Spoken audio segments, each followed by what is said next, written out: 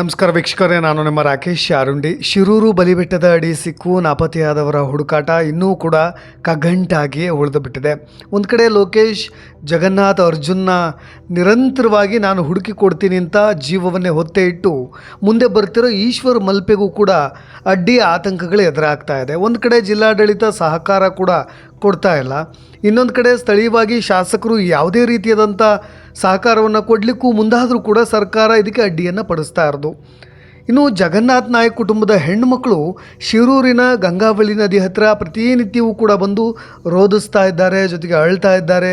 ಕೊನೆಯ ಪಕ್ಷ ಸ್ನೇಹಿತರೆ, ಈ ಹೆಣ್ಣುಮಕ್ಕಳು ಪ್ರಭಾವಿ ಕುಟುಂಬದವರಾಗಿದ್ದರೆ ಅಥವಾ ಶ್ರೀಮಂತರ ಮನೆತನದವರಾಗಿದ್ದರೆ ಈ ಪರಿಸ್ಥಿತಿ ಬರ್ತಾ ಇತ್ತಾ ಅಂತ ನಾವೆಲ್ಲರೂ ಕೂಡ ಯೋಚನೆ ಮಾಡಬೇಕು. ಈ ಹೆಣ್ಣು ಮಕ್ಕಳಿಗೆ ಯಾರ ಬೆಂಬಲವೂ ಇಲ್ಲ, ಒಂದು ಕಡೆ ಪ್ರಶ್ನೆ ಮಾಡುವಂತಹ ಕುಟುಂಬದವರು ಅಲ್ಲ, ಜೊತೆಗೆ ಶ್ರೀಮಂತರ ಮನೆತನದ ಮಕ್ಕಳು ಕೂಡ ಅಲ್ವೇ ಅಲ್ಲ. ಯಾರ ಬೆಂಬಲವೂ ಇಲ್ಲದೆ, ಪ್ರಶ್ನೆ ಮಾಡೋ ಗಟ್ಟಿತನವೂ ಇಲ್ಲದೆ ಈ ಅಸಹಾಯಕ ಹೆಣ್ಣು ಮಕ್ಕಳು ಪ್ರತಿನಿತ್ಯ ಗುಹಗರಿತಾ ಇದ್ದಾರೆ. ತಮ್ಮವ್ರನ್ನ ಹುಡುಕುಡಿ, ತನ್ನ ತಂದೆಯ ಕೊನೆಯ ಪಕ್ಷ ಆತನ ಮೂಳೆಯನ್ನಾದರೂ ಕೊಟ್ಟುಬಿಡಿ ನಮಗೆ ಅಂತ. ಅಸಹಾಯಕ ಹೆಣ್ಣು ಮಕ್ಕಳ ದನಿಗೆ ಬೆಲೆಯೇ ಇಲ್ಲದಂತಾಗ್ಬಿಟ್ಟಿದೆ. ಇದೀಗ ಅವ್ರ ಕಡೆಯಿಂದನೂ ಕೂಡ ಆಕ್ರೋಶವೂ ಕೂಡ ಕೇಳಿ ಬರ್ತಾ ಇರೋ ವಿಷಯ. ಸ್ನೇಹಿತರೆ, ಆ ಮಕ್ಕಳು ಕೇಳ್ತಾ ಇರೋದು ಕೊನೆಯ ಪಕ್ಷ ನಮ್ಮ ತಂದೆಯ ಪಳೆಯುಳಿಕೆಯನ್ನಾದರೂ ಕೂಡ ತಂದು ಕೊಡಿ ಅಂತ. ಇತ್ತ ಶಾಸಕರಾದಂಥ ಸತೀಶ್ ಸೈಲ್ ಅವರು 80 ಲಕ್ಷದ ಕೊಟೇಶನ್ ಕೂಡ ಹಾಕಿ ಕೇರಳದಿಂದ ಡ್ರೆಡ್ಜಿಂಗ್ ಮಿಷಿನನ್ನು ತಂದಾದರೂ ಈ ಕಾಣೆಯಾದವರ ನಾಪತ್ತೆಯಾಗಿರುವವ್ರನ್ನ ಹುಡುಕಿ ಕೊಡ್ತೀನಿ, ಜೊತೆಗೆ ಇಲ್ಲಿಯವರೆಗೂ ಇದ್ದಂಥ ನಿಗೂಢ ಪ್ರಶ್ನೆಗಳಿಗೆ, ಅಂದರೆ ಅವರು ಸಮುದ್ರದಲ್ಲಿ ಕೊಚ್ಚಿ ಹೋಗಿದ್ದಾರಾ ಅಥವಾ ಲಾರಿ ಅಡಿಯಲ್ಲೇ ಸಿಕ್ಕಿ ಹಾಕ್ಕೊಂಡಿದ್ದಾರಾ ಅಥವಾ ಆಲದ ಮರದ ಅಡಿಯಲ್ಲಿ ಸಾವನ್ನಪ್ಪಿದ್ದಾರೋ ಅನ್ನೋ ಒಂದು ಎಲ್ಲ ಕುತೂಹಲಗಳಿಗೂ ಕೂಡ ಒಂದು ಅಂತಿಮವಾಗಿ ತೆರೆ ಎಳೆಯೋ ಪ್ರಯತ್ನದಲ್ಲಿದ್ದಾರೆ ಶಾಸಕರಾಗಿರೋ ಸತೀಶ್ ಸೈಲ್ ಅವರು. ಆದರೆ ಈ ಪ್ರಯತ್ನಗಳಿಗೂ ಈಗ ತೊಡಕಾಗ್ತಿದೆ.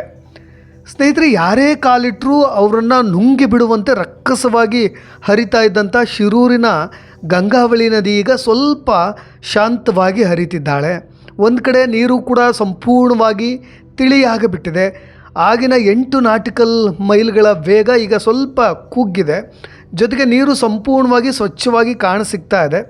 ಹಾಗಾಗಿ ನಾನು ಟಾರ್ಚ್ಗಳನ್ನು ಜೊತೆಗೆ ಆಕ್ಸಿಜನ್ ಸಿಲಿಂಡರ್ಗಳನ್ನು ಬಳಸಿ ಹುಡುಕ್ತೀನಿ ಅಂತ ಈಶ್ವರ್ ಮಲ್ಪೆಯವರು ಪ್ರತಿನಿತ್ಯ ಕಾರ್ಯಾಚರಣೆಯನ್ನು ಮಾಡ್ತಾ ಇದ್ದಾರೆ. ಈ ವಿಷಯದಲ್ಲಿ ನನ್ನ ಜೀವ ಹೋದರೂ ಪರವಾಗಿಲ್ಲ ಅನ್ನೋ ಹರಸಾಹಸವನ್ನು ಕೂಡ ಪಡ್ತಾ ಇದ್ದಾರೆ. ಈ ಅಪಾಯಕಾರಿ ಕಾರ್ಯಾಚರಣೆಯಲ್ಲಿ ಇಲ್ಲಿಯವರೆಗೂ ಏಕಾಂಗಿಯಾಗಿ ಹೋರಾಡ್ತಿರೋ ವ್ಯಕ್ತಿ ಅಂದರೆ ಅದು ಈಶ್ವರ್ ಮಲ್ಪೆ ಅನ್ನುವಂಥ ಹಾಗೆ ಬಿಟ್ಟಿದೆ. ಸ್ನೇಹಿತರೆ, ಪ್ರತಿನಿತ್ಯ ನೀವೇನಾದರೂ ಆ ಉತ್ತರ ಕನ್ನಡದ ಅಂಕೋಲಾ ಬಳಿ ಇರುವ ಶಿರೂರಿನ ಗಂಗಾವಳಿಯ ಹೈವೇ ಇದೆಯಲ್ಲ, ಅಲ್ಲೇನಾದರೂ ನಿಂತ್ಕೊಂಡು ಈ ದುರಂತವನ್ನು ನೆನಪು ಮಾಡಿಕೊಂಡ್ರೆ ಅಲ್ಲಿ ಕಣ್ಣಿಗೆ ಕಾಣ ಸಿಗೋದೆ ಈಶ್ವರ್ ಮಲ್ಪೆಯವರು, ಅವರ ಒಂದು 4-5 ಬೋಟ್ಗಳು, ಜೊತೆಗೆ ಅವರ ಟೀಮ್. ಸರ್ಕಾರವೇಗ ನಿರ್ಲಕ್ಷ್ಯವನ್ನು ತೋರ್ತಾ ಇದೆ. ಆ ಕಾಣೆಯಾದ ಜೀವಗಳಿಗೆ ಕೊನೆಯದಾಗಿ ಸ್ಪಷ್ಟ ಶ್ರದ್ಧಾ ಕಾರ್ಯವನ್ನಾದರೂ ನಡಿಬೇಕು. ಆ ಕುಟುಂಬಗಳು ನೆಮ್ಮದಿಯಿಂದ ಬದುಕುವಂತಾಗಬೇಕು. ಕೊನೆಯವರೆಗೂ ಅಪ್ಪ ಏನಾದ ಅನ್ನೋದು ಗೊತ್ತಾಗದಂತೆ ಕೊರಗುವ ಹಾಗೆ ಆಗಬಾರ್ದು ಅನ್ನೋ ಉದ್ದೇಶಕ್ಕೆ ಸ್ನೇಹಿತರೆ ಈಶ್ವರ್ ಮಲ್ಪೆ ಬಹಳಷ್ಟು ಪ್ರಯತ್ನವನ್ನು ಮಾಡ್ತಾ ಇದ್ದಾರೆ. ನಾನು ಅವರ ಪರವಹಿಸ್ಕೊಂಡು ಮಾತನಾಡ್ತಾ ಇದ್ದೀನಿ ಅಂತಲ್ಲ, ಯಾವುದೇ ಖರ್ಚಿಲ್ಲದೆ ₹1 ಯಾರಿಂದಲೂ ಕೂಡ ಪಡೆಯದೆ ಈ ರೀತಿಯಾದಂಥ ಸ್ವಂತ ಪ್ರಯತ್ನದಿಂದ ತಮ್ಮದೇ ಆದಂಥ ಹಣವನ್ನು ಹಾಕಿ ಕೆಲಸ ಮಾಡ್ತಾ ಇರೋರು. ಹಾಗಾಗಿ ಇದೀಗ ಇವತ್ತು ಕೂಡ ಅಲ್ಲಿ ಹುಡುಕಾಡಲಿಕ್ಕೆ ಅಂತಲೇ ಹೋಗಿದ್ದರು ಶೋಧ ಕಾರ್ಯಾಚರಣೆಗೆ, ಆದರೂ ಕೂಡ ಮತ್ತೆ ಅಡ್ಡಿಪಡಿಸಿದ್ದಾರೆ. ಅದಕ್ಕೆ ಅವರು ಆಕ್ರೋಶವನ್ನು ಕೂಡ ಹೊರಹಾಕಿಬಿಟ್ರು. ಆ ಹೆಣ್ಮಕ್ಳು ಅಳ್ತಾ ಇರೋದನ್ನು ನನಗೆ ನೋಡಲಿಕ್ಕೆ ಆಗ್ತಾ ಇಲ್ಲ. ನನಗೆ ಪರ ರಾಜ್ಯದ ಅರ್ಜುನ್ ಕೂಡ ಒಂದೇ, ನಮ್ಮ ಕರುನಾಡಿನ ಜಗನ್ನಾಥ್ ನಾಯಕ್, ಲೋಕೇಶ್ ಕೂಡ ಒಂದೇ. ಬಿಟ್ಟು ಬಿಡದೆ ನಾನು ನೀರಿಗೆ ಜಿಗಿತಾನೇ ಇದ್ದೀನಿ, ಮೃತದೇಹಗಳನ್ನು ಪತ್ತೆ ಹಚ್ತಾ ಇದ್ದೀನಿ. ಆ ಜೀವಗಳಿಗೆ ಸದ್ಗತಿ ಸಿಗಬೇಕು, ಮುಕ್ತಿ ಸಿಗಬೇಕು ಅಂತ ನಿರಂತರವಾಗಿ ಪ್ರಯತ್ನವನ್ನು ಪಡ್ತಾ ಇದ್ದೀನಿ. ಆದರೆ ಜಿಲ್ಲಾಡಳಿತ ಕಣ್ಣ ಮುಚ್ಚಾಲೆ ಆಡ್ತಾ ಇದೆ ಅಂತ ತಮ್ಮ ನೋವನ್ನು ಕೂಡ ಅವರು ವ್ಯಕ್ತಪಡಿಸಿಬಿಟ್ರು. ಸ್ನೇಹಿತರೆ, ಇನ್ನೂ 25ನೇ ತಾರೀಕಿನವರೆಗೂ ಈ ಕಾರ್ಯಾಚರಣೆಗೆ ಅನುಮತಿ ಇಲ್ಲವೇ ಇಲ್ಲ. ಇದೇ ಈಶ್ವರ್ ಮಲ್ಪೆಯವರು ನಾನು ಮತ್ತೆ ನಾಳೆ ಹೋಗ್ತೀನಿ ಅಂದರೂ ಕೂಡ ಅವ್ರನ್ನ ಅಡ್ಡಿಪಡಿಸ್ತಾರೆ. ಜಿಲ್ಲಾಡಳಿತ ಕೂಡ ಮತ್ತೆ ಎಂಟ್ರಿ ಕೊಟ್ಟು ಅವ್ರಿಗೆ ಕಾರ್ಯಾಚರಣೆಗೆ ಪರ್ಮಿಷನ್ ಕೂಡ ಕೊಡೋದಿಲ್ಲ. ಹಾಗಾಗಿ ಈಗ ಸದ್ಯ ಡ್ರೆಡ್ಜಿಂಗ್ ಮಿಷನ್ ಬರೋವರೆಗೂ 25ನೇ ತಾರೀಕುವರೆಗೂ ತಾತ್ಕಾಲಿಕವಾಗಿ ಈ ಕಾರ್ಯಾಚರಣೆಯನ್ನು ಸ್ಥಗಿತಗೊಳಿಸಲಾಗಿದೆ. ಇನ್ನು ಕೇರಳದ ಡ್ರೆಡ್ಜಿಂಗ್ ಮಿಷನ್ ಬರಲಿಕ್ಕೆ 7 ದಿನಗಳು ಬೇಕೇ ಬೇಕು. ತದನಂತರ ಸರ್ಕಾರದ ಅನುಮತಿಯ ಮೇರೆಗೆ ಮತ್ತೆ ಶೋಧ ಕಾರ್ಯಾಚರಣೆ ಮುಂದುವರಿಸೋ ಆಲೋಚನೆಯಲ್ಲಿ ಜಿಲ್ಲಾಡಳಿತ ಕೂಡ ಇದೆ. ಜೊತೆಗೆ ಜಗನ್ನಾಥ್ ನಾಯಕ್ ಅವರ ಮಕ್ಕಳು DC ವಿರುದ್ಧವೂ ತಮ್ಮ ಕೋಪವನ್ನು ಹೊರಹಾಕ್ತಾ ಇದ್ದಾರೆ. ಅವ್ರ ಮನೆಯಲ್ಲಿ ಈ ರೀತಿಯ ಸಾವು ನೋವಿನ ಸಂಗತಿಗಳೇನಾದರೂ ನಡೆದಿದ್ದರೆ ಹೀಗೆ ವರ್ತಿಸ್ತಾ ಇದ್ರಾ ಅಂತ ಮಾಧ್ಯಮಗಳಿಗೆ ರಿಯಾಕ್ಟ್ ಮಾಡುವಾಗಲೂ ಕೂಡ ಎಂಥವರ ಕಣ್ಣಾಲಿಗಳು ಒದ್ದೆ ಹಾಗೆ ಬಿಡುತ್ತವೆ. ಈಗ ಎಲ್ಲರೂ ಸ್ವಲ್ಪ ಜನ ಮರೆತು ಬಿಟ್ಟಿದ್ದಾರೆ ಅಂದುಕೊಳ್ತೀನಿ, ಆದರೆ ಆ ದುರಂತವನ್ನು ಈಗಲೂ ಕೂಡ ನೆನಪು ಮಾಡಿಕೊಂಡ್ರೆ ಆ ಕುಟುಂಬಗಳ ಪರಿಸ್ಥಿತಿ ಹೇಗಿದೆ ಅನ್ನೋದು ಅರಿವಿಗೆ ಬರುತ್ತೆ. ಸ್ನೇಹಿತರೆ, ಇನ್ನು ಈ ವಯನಾಡಿನ ಗುಡ್ಡ ಕುಸಿತವನ್ನೇ ಎಕ್ಸಾಂಪಲ್ ಆಗಿ ಇಟ್ಕೊಂಡು ನಾವು ನೋಡಿದ್ರು ಅಲ್ಲಿ 100ಕ್ಕೂ ಅಧಿಕ ಮಂದಿ ಇನ್ನೂ ಕೂಡ ಪತ್ತೆಯಾಗಿಲ್ಲ. ಆದರೂ ಶೋಧ ಕಾರ್ಯಾಚರಣೆಯಲ್ಲಿ ಎಲ್ಲೂ ಕೂಡ ಹಿಂದೇಟಾಗ್ತಾ ಇಲ್ಲ. ಅವರು ಪ್ರತಿನಿತ್ಯ ಹುಡುಕಾಡ್ತಾನೇ ಇದ್ದಾರೆ. ಆದರೆ ಈ ಶಿರೂರಿನ ಘಟನೆಯನ್ನು ಗಮನಿಸಿದ್ರೆ ಇಲ್ಲಿ ಮಳೆ ಇಲ್ಲ, ಒಂದು ಕಡೆ ನೀರು ಕಲುಷಿತವಾಗಿಲ್ಲ, ಹುಡುಕಲಿಕ್ಕೆ ಮುಳುಗು ತಜ್ಞರು ಸಿದ್ಧರಾಗಿದ್ದಾರೆ. ಆದರೂ ಈ ಮೀನಾಮೇಷ ಯಾಕೆ ಅನ್ನೋ ಬೇಸರ ಎಲ್ಲರಲ್ಲೂ ಇದೆ. ಸ್ನೇಹಿತರೆ, ಈ ವಿಷಯದ ಜೊತೆಗೆ ಕೇರಳದ ವಯನಾಡಿನ ಸದ್ಯದ ಪರಿಸ್ಥಿತಿಯ ಬಗ್ಗೆಯೂ ನಾನು ನಿಮಗೆ ಹೇಳಲೇಬೇಕು.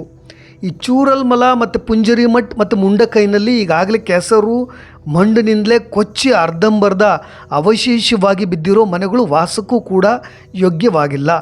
ಸದ್ಯದ ಪರಿಸ್ಥಿತಿಯಲ್ಲಿ ಈಗ ಬಂದಿರೋ ರಿಪೋರ್ಟ್ ಪ್ರಕಾರ ಒಟ್ಟಾರೆಯಾಗಿ ಅಲ್ಲಿದ್ದಂತಹ 1555ಕ್ಕೂ ಮನೆಗಳು ಸಂಪೂರ್ಣವಾಗಿ ಕೆಸರಿನಿಂದ ತುಂಬಿ ಹೋಗಿಬಿಟ್ಟಿದೆ.